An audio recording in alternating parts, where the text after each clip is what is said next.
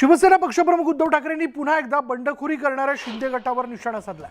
दिवसेंदिवस शिवसेनेची सदस्य संख्या वाढत असून आपल्याकडे कोणीही भाडोत्री माणसं नाही असाही टोला उद्धव ठाकरेंनी लगावलाय।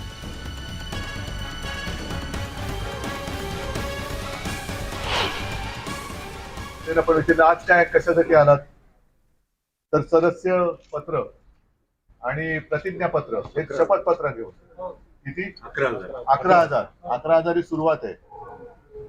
मला एवढी पत्र शपथपत्र आणि सदस्यपत्र पाहिजे की जाताना सुद्धा तिकडे नेताना सुद्धा मला वाहतूक सेनेची गरज लागली पाहिजे। राज्यातले ट्रक टेम्पो कमी पडले पाहिजे एवढी आपली सदस्य संख्या ही वाढते आणि ही सगळी तुमची मेहनत आहे।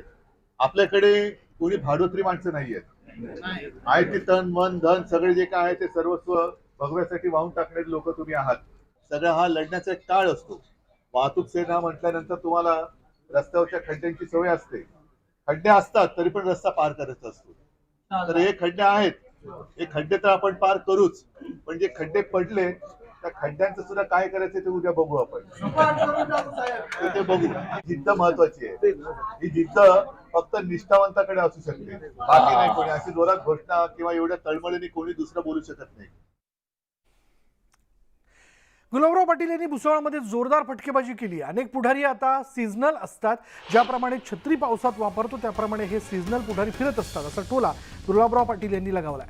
शिवसेना कोणाची यावरून जो येतो तो आमच्यावर बोलतो, पण शिवसेना आमचीच आहे, आम्ही शिवसेना सोडलेली नाही, आम्ही काय कमळावर विजयी झालो का असा सवाल उपस्थित करत ज्यांच्यासोबत आमचं 25 वर्ष लफड होतं त्याला आम्ही आय लव्ह यू म्हटलं अशी फटकेबाजी त्यांनी केली आहे।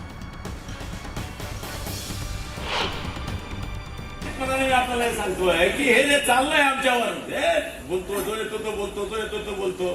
शिवसेना कोणाची म्हणजे काय? आमची। आम्ही शिवसेना सोडली आहे का? आम्ही कमळावर उभे आहे का?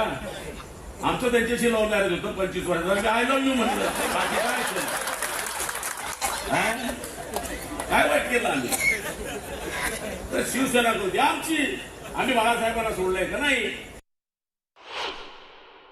आमदार होणं साधारण आहे म्हणे, आता चांगला कार्यक्रम वाजून जातो। एवढं सोपं आहे? पहिल्या वेळेस होऊन जातो माणूस लॉटरीमध्ये, पण पहिल्या वेळेस कोरी पाटी होऊन जाते, पण 2 वेळेस 3 वेळेस 4 वेळेस एवढं सोपं आहे का? ते तो हुशार आहे, लोकांना उल्लू नाही करू शकत। काम करो।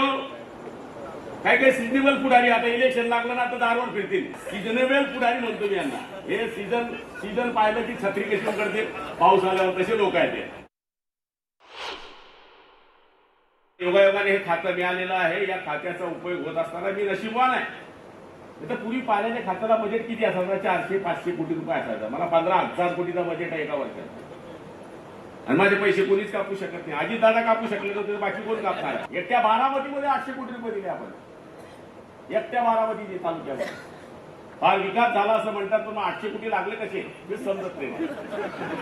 ठीक आहे, पाण्याचा विषय त्याच्यामध्ये जास्त बोलू नये, राजकारण पण आलं नाही। जास्त जर कोणी माजले असतील तर एमएससीबी वाले माजले जिल्ह्यात। 700 ट्रान्सफॉर्मर दिले मी, 700 बसवायला। कोणी बी शेतकऱ्याला 4 शेतकरी भाऊ ट्रान्सफॉर्मर, तो 5 लाख कुठे घाल देईल? घे डेप्युटी घेऊन जा, बसा, तो ट्रान्सफॉर्मरची मिरवणूक काढेल मला तिथे। ही परिस्थिती आहे, आणि त्याची केळी जळते ना, एक पाणी जर गेलं तर रास संपते केळ्याची। आणि काय करणार आहे एमएससीबी वाल्यांना? त्यामुळे तुम्ही चिंता करू नका, तर माझी नजर त्यांच्यावरच आहे।